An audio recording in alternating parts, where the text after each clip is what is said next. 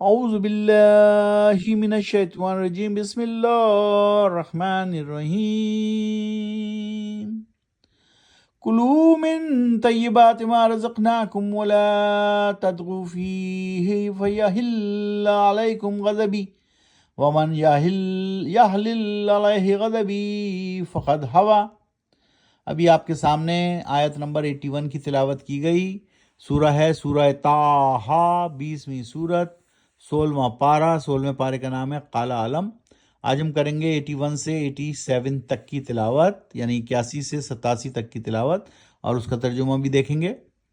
ہم کون سی صورت میں ہیں؟ 20ویں صورت میں ہیں۔ 20ویں صورت کا نام ہے سورہ طٰہٰ۔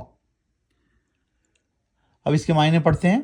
اور کہا کھاؤ تم پاکیزہ چیزوں میں سے جو دیا ہے رزق ہم نے تم کو، اور نہیں کرنا سرکشی اس معاملے میں، ورنہ ٹوٹ پڑے گا تم پر غضب میرا، اور وہ شخص کے ٹوٹے پڑے یعنی اترے جس پر غضب میرا، پھر یقیناً وہ ہو گیا تباہ و برباد۔ اگر اللہ کا عذاب نازل ہو گیا، غضب نازل ہو گیا کسی پر، تو وہ اس نے تو پھر تباہ و برباد ہی ہو جانا ہے۔ تو اللہ سبحانہ وتعالیٰ کہہ رہے ہیں کہ کلوا من طیبات ما رزقناکم ولا تطغوا فیہ فیحل علیکم غضبی، پاکیزہ چیزوں میں سے کھاؤ ورنہ میرا غضب کا شکار ہو جاؤ گے۔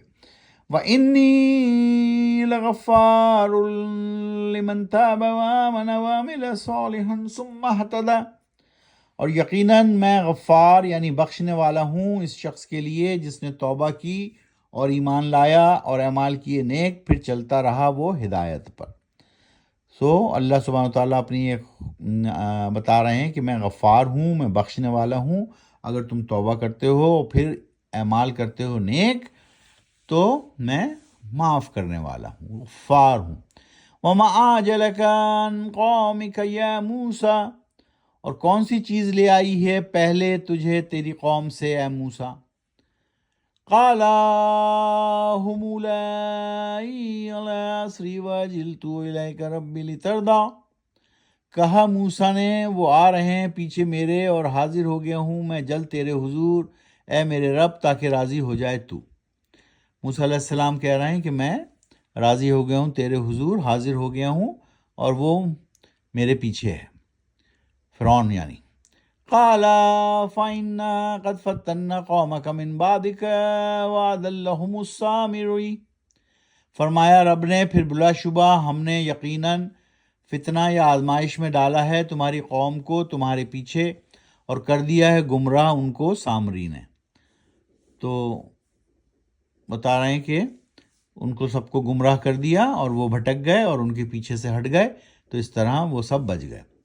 فرجع موسیٰ إلى قومه غضبان آسفا قال يا قوم ألم يعدكم ربكم وعدا حسنا أفطال عليكم العهد أم أردتم أن يحل عليكم غضب من ربكم فاختلفتم موعدي، پھر لوٹے واپس موسیٰ اپنی قوم کی طرف غصے میں بھرے ہوئے غمگین، فرمایا اے میری قوم، کیا نہیں کیا تھا وعدہ تم سے رب نے تمہارے ایک وعدہ اچھا، یا پھر ہو گئی تھی لمبی تم پر مدت، یا چاہتے تھے تم کہ آ پڑے تم پر غضب اللہ کا تمہارے رب کا، تو کی خلاف ورزی تم نے مجھ سے کیے ہوئے وعدے کی۔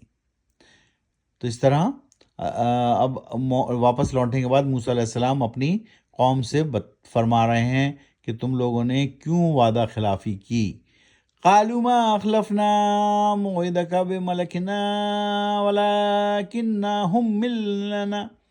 حملنا أوزارا من زينة القوم فقذفناها فكذلك ألقى السامري۔ قالوا ما أخلفنا موعدك بملكنا ولكننا حملنا أوزارا من زينة القوم فقذفناها فكذلك ألقى السامري، جواب میں کہا بنی اسرائیل نے نہیں کیا خلاف ہم نے تیرے وعدے کے اپنے اختیار سے، بلکہ ہوا یہ کہ ہم پر لد گیا تھا بوجھ فرعونیوں کا۔ تو قوم نے کہا کہ ہم نے خود سے نہیں تمہاری وعدہ خلافی کی، بلکہ ہم پر لاد دیے گئے فرعون نے۔ کیا لاد دیا؟ لد گیا بوجھ فرعونیوں نے زیورات کا، تو اتار پھینکا ہم نے اسے، اور اسی طرح ڈالا کچھ سامری نے بھی آگ میں زیور ڈال کر بچھڑا بنا دیا۔ اس طرح سامری جادوگر یا سامری نے جو ہے وہ مدد کی، اور انہوں نے سارا وہ زیور جو ہے اتار کر آگ میں ڈالا، اور وہ سارا زیور بچھڑا بن گیا۔ تو اس طرح مدد کی اور قوم بچ گئی، بنی اسرائیل بچ گئی۔ لیکن حضرت موسیٰ علیہ السلام نے ان سے غمگین لہجے میں استفسار کیا کہ تم نے کیوں ایسا کیا، وعدہ خلافی کیوں کی؟ تو انہوں نے جواب دیا، اور جواب میں کیا کہا بنی اسرائیل نے کہ ہم نے وعدہ خلافی نہیں کی، ہم پر بوجھ لد گیا تھا، یعنی ہم مجبور تھے فرعونیوں کی وجہ سے۔ لیکن پھر کیا ہوا؟ پھر سامری آیا اور سامری نے اتار پھینکا وہ سارا بوجھ اور وہ ڈالا آگ میں، اور وہ بن گیا ایک بچھڑا۔ تو اس طرح اللہ سبحانہ وتعالیٰ نے مدد کی اور تمام لوگوں کو، بنی اسرائیل کی یعنی جو قوم تھی موسیٰ علیہ السلام کی، ان کو بچا لیا۔ قرآن شریف کو سمجھ کر پڑھیے، آہستہ آہستہ پڑھیے، قرآن و سنت کو اپنی زندگی میں شامل کیجیے، یہی ضابطۂ اخلاق اور ضابطۂ حیات اور دین و دنیا میں ترقی کی ضمانت ہے۔ تو قرآن میں کل 30 پارے ہیں، ابھی ہم پارہ نمبر 16 میں ہیں۔ پارہ نمبر 16 کا نام ہے قالا علم، اور سورت کون سی ہے؟ طٰہٰ، سورہ طٰہٰ پہ ہیں ہم، 20ویں سورت ہے۔ کل صورتیں کتنی ہیں قرآن میں؟ 114۔ یاد رکھیے گا، یہ چھوٹی چھوٹی معلومات ہم روزانہ دہرا لیتے ہیں تاکہ یادداشت میں چلتی رہے۔ صدق اللہ العظیم۔